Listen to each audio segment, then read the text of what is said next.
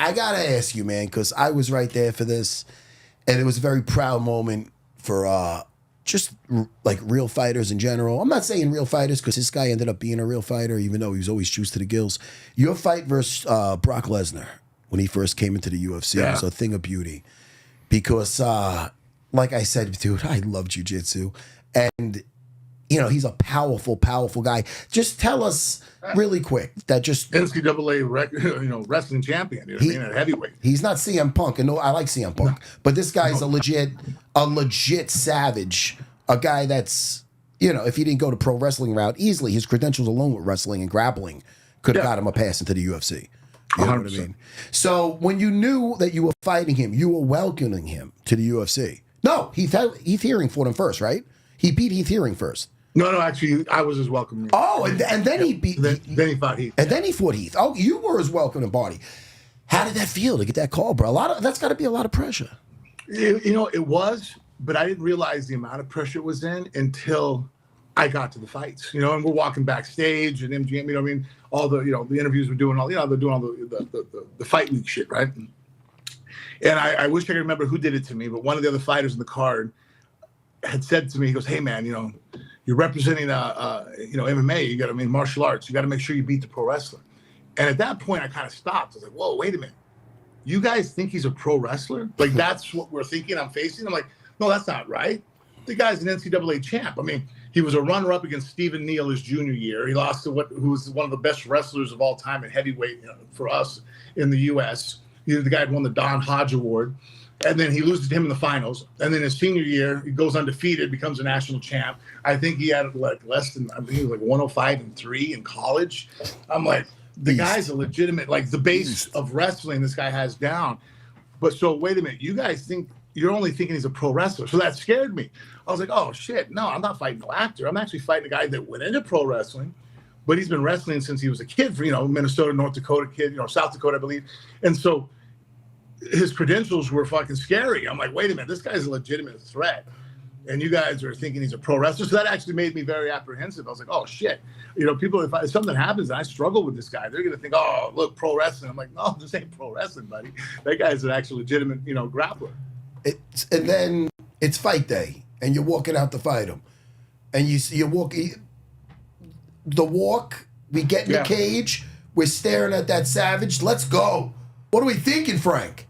I need to get new management. I mean, come on, man. No.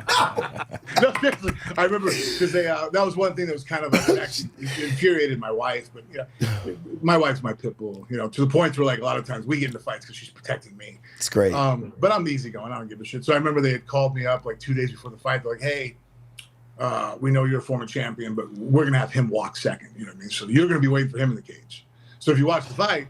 I was there first. I had to walk first. Shit. They made him walk second. So he was definitely the favorite. He was, the UFC was, really, had, dollar signs in their eyes for the amount of, and rightfully so, what he was going to make. But the old, what's the word I'm looking for? The custom of having the more experienced or the more accomplished fighter walk second, especially being a former champion, we actually threw out the window. So right off the bat, it was very much, I was just the B guy. I was just showing up to be someone that, to be thrown to the wolves. They were hoping, And so, because that was after my accident, and I really hadn't came back that strong, won a fight, lost a fight, won a fight. They didn't know how my leg was doing. And I came off the Anthony hard dunk, which I won by Kimura.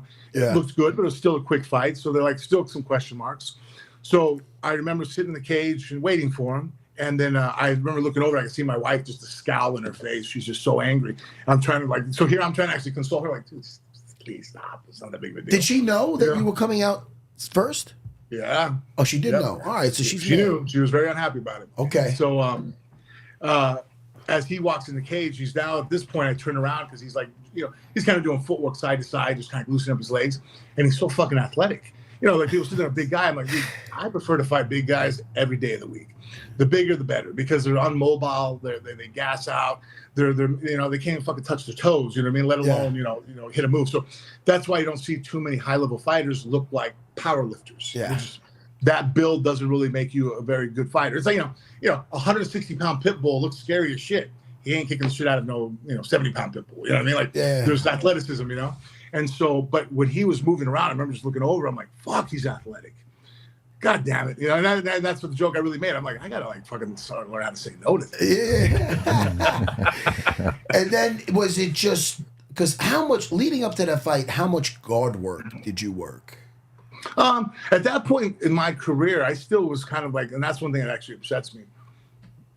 Sometimes I get depressed about it in the last couple of years. So I've really broken down my training as I train my children. And I don't know, like I train jiu-jitsu, but I train it's MMA, mixed martial arts. It's like, so even on the ground, like we don't have to hit each other, but like at any moment, like we remind each other, hey, there's touches here. You know, I always spar roll with the inclination that this is for fighting, you know what I mean?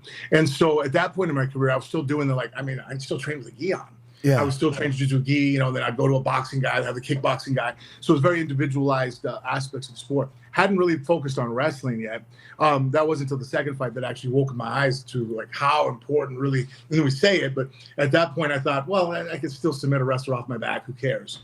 But then I'm like, nah, you know, let's make sure we get on top as much as possible. And you're capable of submitting someone off your back if you have to, you know? Yeah.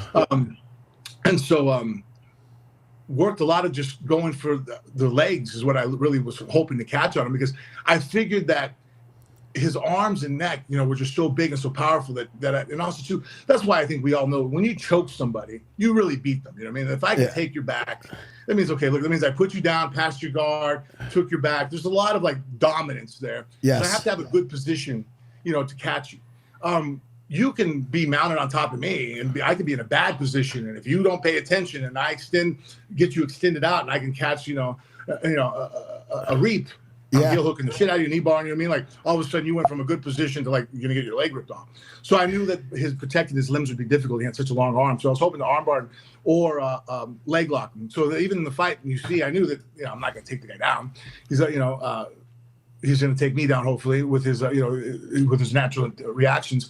But even from like side control, he was so powerful that if you watch the fight again, he had me in side control, and I bridged and pumped up and was able to slide my knee across the belly, and I threw my leg over the head. I had an arm bar. Yeah. And then he yanked right out of it. I mean, we weren't even sweaty. I was like, holy shit. So that's why when we stood up, he stood in front of me. I kind of just started looking around, and I remember putting my instep of my foot on his calf. Kind of like, you know, hey, you know, just to kind of like say, what do you think about this? And he didn't react. I was like, oh, cool. So then I just inverted on my shoulder and was able to take the knee bar on him, because there was no reaction on his part. I'm like, oh, really? You're not scared that I'm grabbing this right now? All right. Yeah. So I actually tried to grab it in a way. It was funny because like I study so much psychology. I knew that if you watch me, if I would have went for it fast with urgency, he doesn't know what's going on, but you know, it's like how when you roll people, someone has a new move. It's like, hey, I don't know what you're trying to do, but I can tell you're trying to do something here. So I'm just going to pull my elbow in and post out or just get out of here. Right. Yeah. But if you kind of go slow, it's like even like punching someone. You can walk up to him and go, oh, and be like, what are you doing? What's going on? And there was there's no alarms. There's no alarms are going off because of how, passively I was able to move and catch it. And then when he jumped over the top, actually, I thought I was in a knee bar and dropped. Usually when I do that move, people fall to their ass. Yeah. He jumped and drugged me with him. And that's a good thing that like when people talk about, skill and size and strength, I'm like, look, I'm skilled, but my strength also helped me that I was able to pinch my knees together. And he drugged me like a little child. If you watch, he jumped over the top of me and drugged me about 5 feet as I'm hanging on. And then that's when I started applying the knee bar. I was like, oh, got him. Mazzagatti was the ref? Yes. And I believe he waited a little too long, no? Did we feel that thing pop? Yeah, no, I mean, here's the thing. He was upset about it. Not Mazzagatti. Yeah, and I don't blame him. I mean, he was tapping, and I think, but I mean, you got to remember, he was the A guy. He was supposed to come in like here. I think Mazzagatti, and not accusing anybody of anything, but I wouldn't fault him for sitting there going, I don't think the UFC wants to, if we're going to have to make a close call here, let's not err on the side of going against Brock. You know what I mean? Like, let's like give him a little extra breathing room, which to Brock's point, he's like, dude, I almost got my knee exploded. He's sitting there screaming. And that's another case in point where I show people, like, when I tap people in fights, I don't let go until the referee touches me, but I don't apply more pressure. I've never done that. You know what I mean? Like, if I know, so if you look, as I'm holding him, I feel the tap on my butt, and I'm sitting there and he's tapping my hip, and then you look at me, I'm like, going, what the hell's going on? To the referee, like, where is he? You know what I mean? And then finally Mazzagatti was able to come in and stop it.